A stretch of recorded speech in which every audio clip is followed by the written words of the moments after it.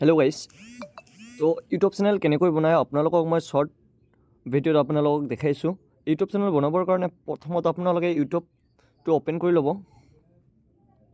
Open কৰাৰ পিছত right ছাইডৰ কোণাত তাতে প্ৰফাইলত ক্লিক কৰি দিব। ক্লিক কৰাৰ পিছত তাতে ছুইট একাউণ্টত ক্লিক কৰি দিব। ছুইট একাউণ্টত ক্লিক কৰাৰ পিছত তাতে একাউণ্টছ আছে প্লাছ চিহ্নটোত ক্লিক কৰি দিব।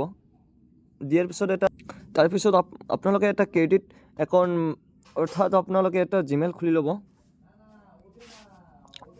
মই আপোনালোকক বনাই দেখি আছোঁ, আপোনালোকে খুলি লওক।